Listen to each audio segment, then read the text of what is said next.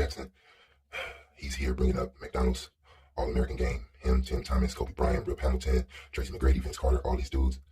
To me, he's letting you know Kobe Bryant's mindset. He didn't care who was on the court, what was your ranking. He felt like he was the best player, and he always wanted to prove it. This is Kobe even in All-Star games from the All-American McDonald's game. But listen to him and what he says about Kobe. Well, the McDonald's game, we had practice. I'm sure you remember this. And we all just happened to be there. But this goes to Kobe Bryant. This goes to talk about Kobe, bro. We supposed to go through a walkthrough. A walkthrough. Keyword. Walkthrough. They pass Kobe the ball. He rips through on Rip Hamilton, dog. And we all just really standing there. And boom! Like, to the basket. It's a walkthrough, bro. I almost kind of took it personally. It's a walkthrough. I'm flying. Like, what are you doing? It's a walkthrough, bro. He's like, no, I'm not ready to game tomorrow. He was dead serious down to the point where we ended up scrimmaging. Yep. Well, it's supposed to be a walkthrough. We ended up playing. But I feel like that walkthrough, that scrimmage was probably more powerful. That fire. Yeah, it was. That scrimmage was fire. Really take it personal in practice. Well, because it was him and Jay matched up. It was Rip and Kobe. It was me and. Remind you, Kobe going hard at Rip Hamilton. This is roommate. This is roommate. They like the best of friends at this moment. He don't care. Lunch me. Joe Brown. It was Ancola and Shaheen matched up, and it was J.O. and Vox, I think, when I'm mistaken. If I say Lauren was one of them. Yeah, so but it was crazy. Yeah, it was tough. We knew it was gonna beat the West. I'm sorry, I just want to say that. Bro, we had the top 3 players on our team. How could we lose? Yeah. Shot. He letting you know something too. Like that's like an early super team. Oh, we had the top 3 players. Does that sound familiar? Does that sound like the NBA now? Wow. We had Kobe, Jermaine, and Tim, bro. There was no way we were losing that game. We didn't win by 20. Wasn't even close. I think the game scored because they was watching them 3. It was right. Now right here, Steven Jackson is going to bring up Kobe's hit list. You don't hear too many players these days having hit lists, having players that they want to make sure they show they're better than. This is the competition of sports. This is what makes us all love it. So, listen, Steven Jackson and Tim talk about Kobe and his hit list that he had over players that was in front of him, and he thought and knew he was better. And Jerry and the brothers. I'm having to tell the story about Kobe wanting to kill you during a game when you were 16. We all know Kobe had to kill this. And you definitely was on there. J.O. was on there, Rip was on there. Did he ever talk to you about that? Nah, I mean, I know the game that Rip was talking about. So that was our junior year. I went back, because baseball was my first love before I started ball. So my junior year, I went back and played baseball. I did the Michael Jordan. Went back and played baseball. That year, Kobe and Rip went back to play with their Philly team.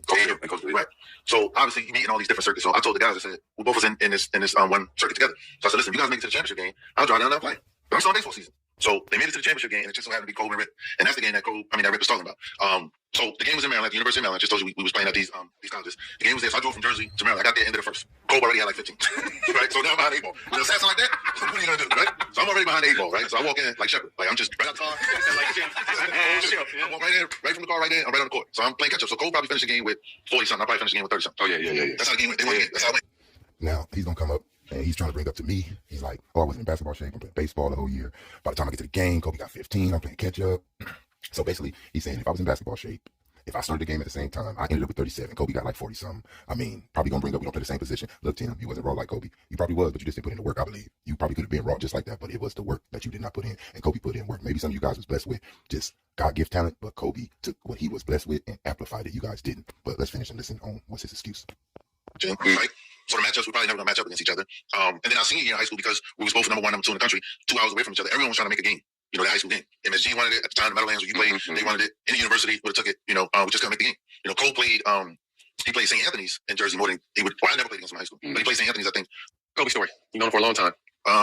Man, it's crazy. When I got in the league, I bought a house in Bryn Mawr, right, which is 5 minutes from Villanova. So Little Marion is right there. So I used to see his mom and stuff, the grocery store and stuff like that. Obviously, we played AU basketball together. We had our fun times with that. Got a chance to compete against each other, in the league, in the playoff series, all of that. Obviously, I lived in Calabasas. The accident happened, right there. So I just felt like our connection has always been there. You know what I mean?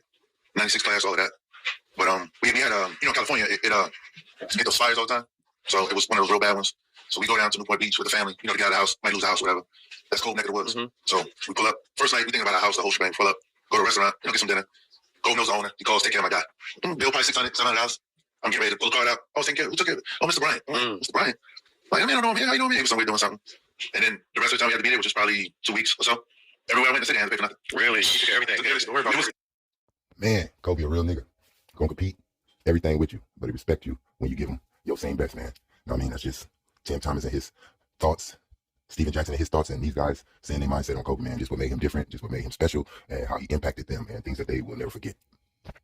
It was so crazy to the point where, like, you got a bunch of homes down there. So he was like, yo, just go stay my wife wanted to stay at the beach. We had a beachfront joint. So she's like, nah, let's just stay here. But he was like, you could just go to the house. So, yeah, I mean, it's stuff like that we do. I remember that situation like crazy because it's right there. Right? So you try to drive over there, go see what's going on, but it's crazy. But yeah.